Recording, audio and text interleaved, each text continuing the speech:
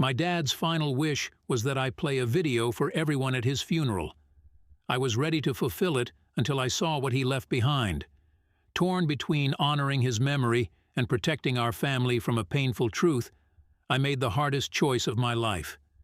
I'm shaking as I write this, my skin burning from endless crying. Who can I turn to? The guilt is crushing me. Dad, if you're watching from above, please forgive me. I'm Peter, and this secret, this choice, it's eating me alive. This is the story that will haunt me until my dying breath. Cancer. One word of a diagnosis that tore my world apart. My dad Barney was all I had ever since I clutched onto his little finger at Mom's funeral when I was 5. Dad had been my pillar every step of the way. At 75, he was such a strong man until his cancer diagnosis.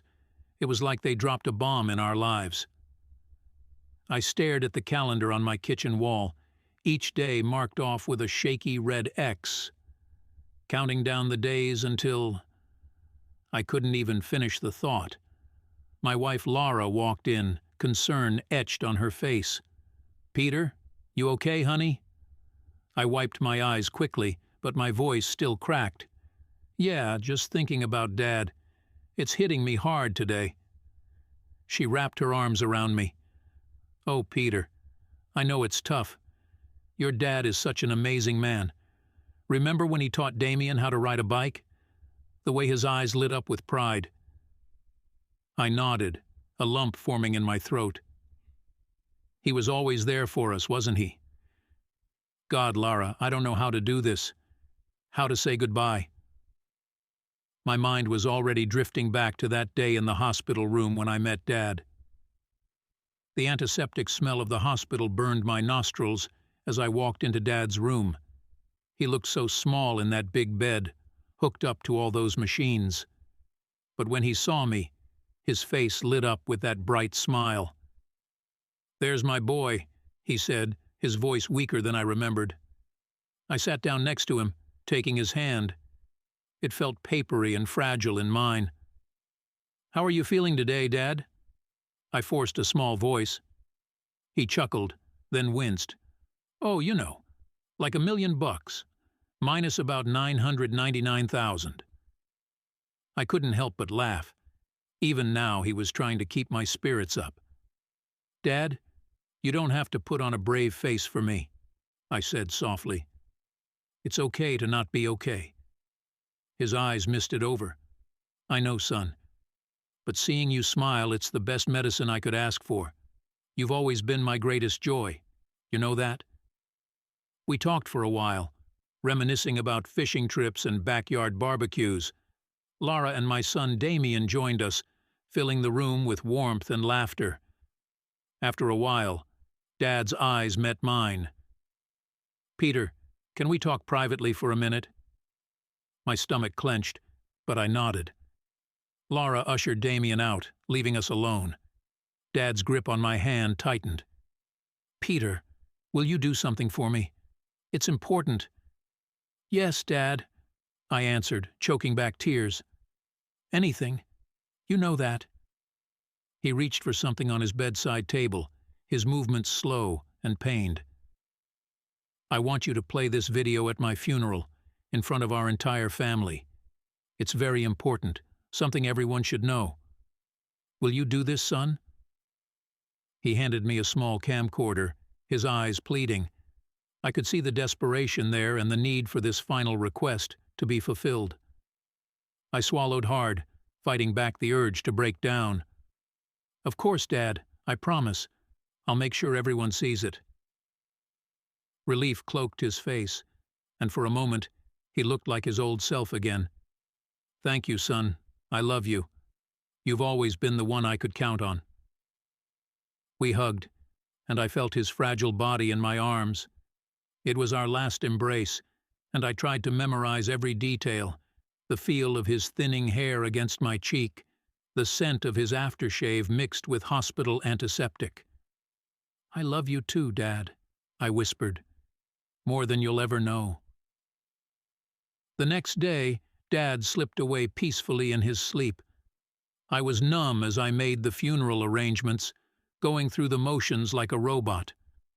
The coffin arrived, smelling of flowers and scented candles, and the sight of my family dressed somberly ached my heart, knowing that Dad was gone, happily united with his sweetheart in heaven. As the funeral preparations were almost ready, I decided to watch the video Dad had wanted me to play first. Not that I doubted his intentions, as he was such a sweet man, but I was just curious and afraid that I'd lose control of my emotions during the funeral and start crying. So, alone in the quiet of my living room, I took Dad's camcorder and hit play. Dad's face filled the screen, looking tired but determined. He started with thanks and memories, his words making me smile through my tears. "Hello, everyone. If you're watching this, I guess I've finally kicked the bucket," he began, his familiar humor shining through. "First off, I want to thank you all for being a part of my life. The memories we've shared. They've been the greatest gift a man could ask for." But then, his tone changed. His eyes hardened, and he cleared his throat. "But I'm here, not just to say goodbye, but to tell the truth. For the past few years, ever since I was diagnosed with cancer, all of you have been so mean and ignorant." I froze, unable to believe what I was hearing. This couldn't be my dad, the man who'd raised me with nothing but love and kindness. But he continued, his words growing harsher with each passing moment. He accused family members of lies, of abandonment, of using him. It was like listening to a stranger wearing my father's face. "You were all vultures waiting for me to die," he spat. "The only ones who genuinely cared were Peter, Lara, and my grandson. The rest of you can go to hell, and stop being fake, at least after I'm gone." The video ended, and I sat in stunned silence, my mind reeling. How could I possibly show this to everyone? It would destroy them and tarnish every good memory they had of Dad. Tears streamed down my face as I rewound the video, watching it again and again, searching for any sign of the loving father I knew. But all I saw was bitterness and anger. I don't know how long I sat there, trying to process what I'd just seen and heard. The sound of Lara's footsteps snapped me back to reality. "Peter, what are you doing up so late?" I quickly turned off the camcorder, forcing a smile. "Just looking at some old videos of Dad. Couldn't sleep." She sat down next to me, rubbing my back. "Do you want to talk about it? You look like you've seen a ghost." I shook my head, the weight of my secret already crushing me as we headed to our bedroom. "No, I'm okay. Just remembering. It's hard, you know, seeing him like that, knowing I'll never hear his voice again. I know, honey. Your dad was such a great man. We were all lucky to have him in our lives." As she headed back to bed, I stared at the camcorder, my mind racing. I couldn't let his last words be that. It wasn't who he really was. It couldn't be. With a heavy heart, I made my decision.